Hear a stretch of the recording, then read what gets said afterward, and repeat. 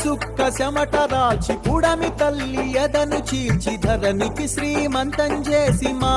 కలి అంతం చేసి తీరొక్క పంట తీసి లోకము కడుపు నింపి కష్టాన్ని నమ్ముకొని కాలమెల్ల దీసె నీకు భగభగమండే సూర్యుడు నీకు చేతులెత్తిండు మిలమిల మెరిసే చంద్రుడు నీకు తల వంచిండు తెలుసుకో రైతన్న నీ గొప్పతనము రన్నా సమాజానికి దిక్కు నువ్వు సస్తవెందుకన్నా సమాజానికి దిక్కు నువ్వు సస్తవెందుకన్నా